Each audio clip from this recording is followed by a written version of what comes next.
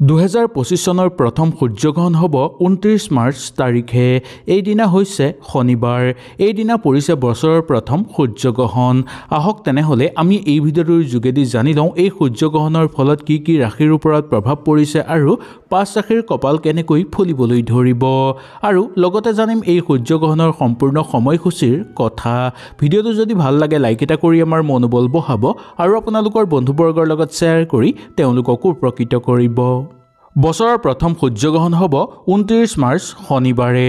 এই সূৰ্যগ্ৰহণ আৰম্ভ হ'ব 29 মাৰ্চৰ দুপৰীয়া 2:20 পৰা আৰু এই সূৰ্যগ্ৰহণ অন্ত পৰিব 29 মাৰ্চৰ ৰাতি 8:13। আহক তেনেহ'লে জানি লওঁ এই সূৰ্যগ্ৰহণৰ ফলত কি কি ৰাশিৰ ওপৰত শুভ প্ৰভাৱ পৰিবলৈ গৈ আছে। ইয়াৰ পৰা এটা দেখিবলৈ পোৱা যায় যে 5 ৰাশিৰ জাতক জাতিকাসকলৰ বিশেষভাৱে ভাগ্য সলনি হৈ পৰিব বা কপাল ফুলিবলৈ ধৰিব। আহক বেছি দেৰি নকৰি আমি সুন্দৰভাৱে জানি লওঁ। 1 নম্বৰটো হ'ল মেঘ ৰাশি। মেঘ ৰাশিৰ জাতক জাতিকাসকলৰ এই বছৰৰ প্ৰথম সূৰ্যগ্ৰহণে আপোনালোকৰ জীৱনলৈ ভাল ফল লৈ আহিব। কৰ্মৰ দিশত আপোনালোকে বেছি ভাল ফল দেখুৱাব পাৰিব। ব্যৱসায়িক বাণিজ্য কৰা লোকসকলে সঠিকভাৱে ফল লাভ কৰিব পাৰিব, কিন্তু জমা আপোনালোকৰ ক্ষতি নহ'ব পাৰে বা যি ধন আপোনালোকে জমা কৰিব সেই ধন কেতিয়াও ক্ষতি নহ'ব। আৰ্থিক অৱস্থা বহু ভাল হৈ পৰিব আপোনালোকৰ। যিমান কষ্ট কৰিব তাতকৈ বেছি আপোনালোকে ফল পাবলৈ সক্ষম হ'ব। দশম ঘৰত মংগল থকাৰ কাৰণে আপোনালোকৰ বহু বেছি মংগল হৈ পৰাৰ কৰ্মক্ষেত্ৰত দেখিবলৈ পোৱা যায়। কৰ্মক্ষেত্ৰত কৰবাৰ পৰা ভাল সুযোগ আপোনালোকেও লাভ কৰিবলৈ সক্ষম হ'ব। সেইকাৰণে এই সূৰ্যগ্ৰহণ আপোনালোকৰ কাৰণে সকলোতকৈ বেছি মংগলময় বুলি ক'ব পৰা যায়। জোখতকৈ বেছি আপোনালোকে ভবা গুণা এই ক্ষেত্ৰত নকৰাটোৱেই মংগলময়। এনেও আপোনালোকৰ বহু বেছি শুভ যোগ নামি অহা দেখিবলৈ পোৱা যাব। আপোনালোকে পইচা যদি বেলেগক ধাৰলৈ দিব বিচাৰে তেনেহ'লে এই ক্ষেত্ৰত দিব পাৰিব, কিন্তু বেলেগক যদি আগতেই পইচা ধাৰলৈ দি থৈছিল সেই ধনো আপোনালোকে ঘূৰাই পাবলৈ সক্ষম হ'ব। মেঘ ৰাশি মানুহসকলে এই সময়খিনিত দীঘলীয়া ভ্ৰমণ নকৰাটোৱেই মংগলময়। যদি ভ্ৰমণ বিশেষ কাৰণত কৰিব লগা হয় তেনেহ'লে খুব সাৱধানতা অৱলম্বন কৰিব।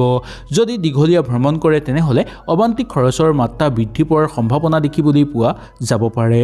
আপোনাৰ অলপ মানসিক চাপ বৃদ্ধি পোৱাৰ সম্ভাৱনা দেখিবলৈ পোৱা যায় এই গ্ৰহণৰ ফলত। গ্ৰহণৰ পিছত দৰিদ্ৰ মানুহক আপোনালোকে যদি কিবা সাধ্য অনুসৰি দান কৰিব বিচাৰে বা দান কৰিব যদি পাৰে তেনেহ'লে আপোনালোকৰ মংগল হ'ব। সাধ্য অনুসৰি আপোনালোকে চাউল বা আটা এনেজাতীয় বস্তু দান কৰিব। ইয়াৰ ফলত আপোনালোকৰ বহু পুণ্য হ'ব। সূৰ্যগ্ৰহণ লাগি থকাৰ সময়ত কিন্তু কেতিয়াও আপোনালোকে দান নকৰিব। সূৰ্যগ্ৰহণ অন্ত হোৱাৰ পিছতহে আপোনালোকে দান কৰিবলৈ চেষ্টা কৰিব। 2 নম্বৰ ৰাশিটো হ'ল মিথুন ৰাশি। মিথুন ৰাশিৰ জাতক জাতিকাসকলৰ ওপৰত এই সূৰ্যগ্ৰহণৰ শুভ প্ৰভাৱ পৰিবলৈ গৈ আছে। জোখতকৈ বেছি আপোনালোকে ঘৰত ধন জমা কৰিব পাৰিব। আপোনালোকৰ আৰ্থিক অৱস্থা আগৰ তুলনাত বহু গুণ ভাল হৈ পৰিব এই সূৰ্যগ্ৰহণৰ ফলত। চমৎকাৰ হ'ব আপোনালোকৰ কৰ্মক্ষেত্ৰত। মিথুন ৰাশিৰ জাতক জাতিকাসকলে এই ক্ষেত্ৰত বহু গুৰুত্বপূৰ্ণ সিদ্ধান্ত ল'ব পাৰিব আৰু এই সূৰ্যগ্ৰহণৰ ফলতেই আপোনালোকে বহু ভাল বস্তু ঘৰলৈ কিনিব পাৰিব। ক'ৰবাৰ পৰা আপোনালোকৰ ঘৰলৈ হঠাৎ অৰ্থ লাভৰ যোগ দেখিবলৈ পাব। ভাবি নোলোৱা কিছুমান কৰ্মত সফলতা অৰ্জন কৰিব পাৰিব। শনিদেৱ পঞ্চম ঘৰত থকাৰ কাৰণে আপোনালোকৰ বহু বেছি উপকাৰ হোৱা দেখিবলৈ পোৱা যাব। মিথুন ৰাশিৰ জাতক জাতিকাসকলে নিজকে নিয়ন্ত্ৰণ কৰি ৰাখিব পাৰিব আৰু ধন প্ৰচুৰ পৰিমাণে ঘৰত জমাও কৰিব পাৰিব। আপোনাৰ সকলো ফালৰ পৰা অভাৱ দূৰ হৈ পৰিব। যদি মিথুন ৰাশিৰ জাতক জাতিকাসকলে কিবা পুৰণা বস্তু কিনিব বিচাৰে সেই ক্ষেত্ৰত কিন্তু আপোনালোকে অলপ সতৰ্কতা অৱলম্বন কৰি চলিব লাগিব।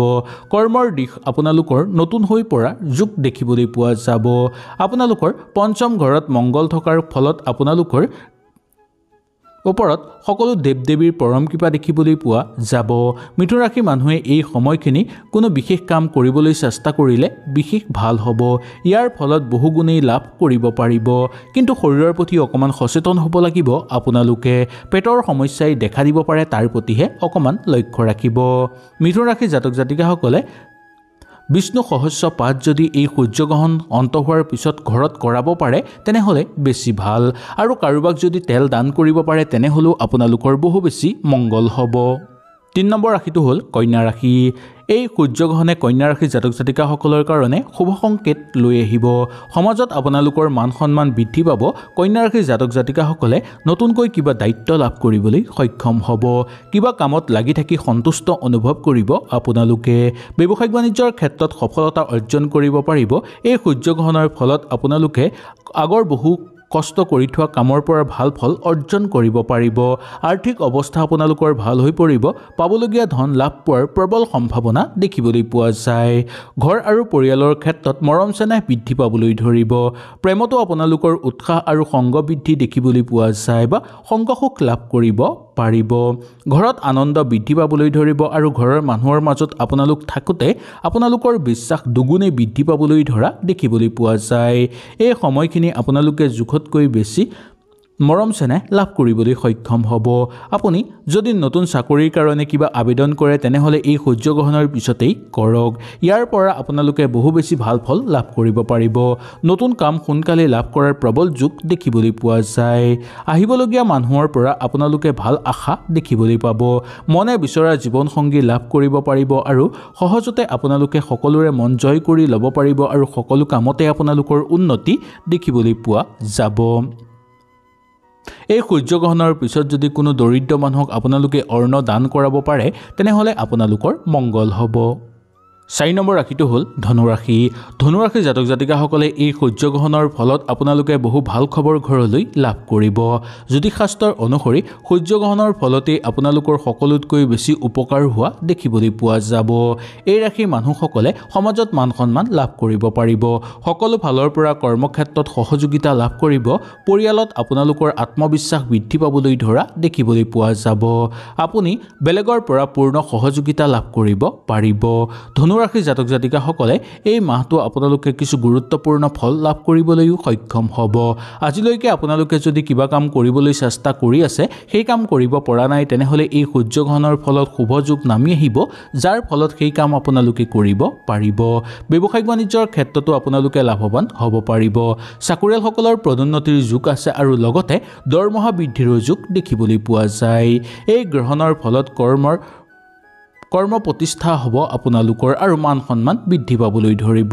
শৰীৰ আগতকৈ উন্নত হৈ পৰিব যদিও স্বাস্থ্যৰ প্ৰতি আপোনালোকে সন্তানৰ লক্ষ্য ৰাখিবলৈ চেষ্টা কৰিব।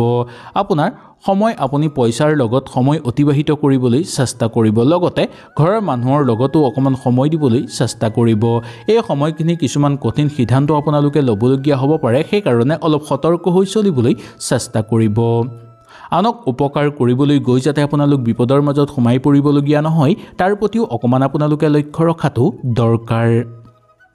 ইয়াৰ পিছতেই ক'ম যে এই গ্ৰহণৰ ফলত আপোনালোকে নতুনকৈ ঘৰত কিবা মাংগলিক অনুষ্ঠান অনুষ্ঠিত কৰিব বিচাৰিলে কৰিব পাৰিব, কিন্তু গ্ৰহণৰ সময়ত কেতিয়াও নকৰিব। গ্ৰহণ শেষ হোৱাৰ পিছতহে আপোনালোকে এই মাংগলিক অনুষ্ঠান কৰাটো উচিত। 5 নম্বৰটো হ'ল মীন ৰাশি। মীন ৰাশিৰ জাতক জাতিকাসকলে কৰ্মক্ষেত্ৰত উন্নতি কৰিব পাৰিব। এই গ্ৰহণৰ ফলতেই আপোনালোকৰ বহু কাম হৈ উঠা দেখিবলৈ পোৱা যাব। বহু সপোন আপোনালোকৰ পূৰ্ণ হৈ পৰিব।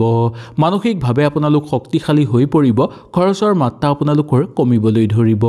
এই গ্ৰহণৰ ফলতেই আপোনালোকে দূৰ ভ্ৰমণৰ সুযোগো দেখিবলৈ পাব। মীন ৰাশিৰ জাতক জাতিকাসকলে ঘৰলৈ অৰ্থৰ আগমন কৰাব পাৰিব বা অৰ্থ আপোনালোকৰ ঘৰত বৃদ্ধি পাবলৈ ধৰিব। দশম ভাগত মংগল থকাৰ কাৰণে আপোনালোকৰ কৰ্মক্ষেত্ৰতো উন্নতি দেখিবলৈ পোৱা যাব। কিবা কাম যদি আপোনালোকে কৰিব বিচাৰে হঠাৎ কৰিব সুন্দৰভাৱে পৰা দেখিবলৈ পোৱা যাব। ঘৰলৈ আপোনালোকৰ শুভ সংকেত লৈ আহিব।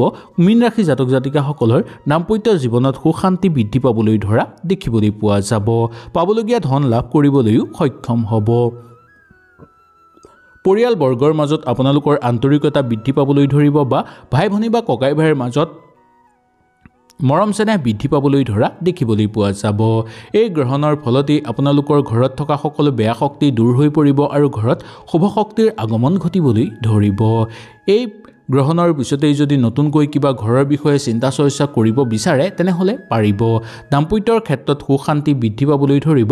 বন্ধুবৰ্গৰ লগত থাকোঁতেও বন্ধুৰ পৰা পূৰ্ণ সহযোগিতা আপোনালোকে লাভ কৰিবলৈ সক্ষম হোৱা দেখিবলৈ পোৱা যাব। হয়তো এই ভিডিঅ'টোত আপোনালোকৰ ৰাশিটো নিশ্চয় বিচাৰি পালে। যদি আপোনালোকৰ ৰাশিটো এই ভিডিঅ'টোত নাপালে তেনেহ'লে নিশ্চয় মোক তলত কমেণ্ট কৰি জনাব। ইয়াৰ পিছৰ ভিডিঅ'টোতে মই আপোনালোকৰ ৰাশিটো হৈ ভিডিঅ' এটা লৈ আহিম। তেনেহ'লে আজিলৈ নমস্কাৰ।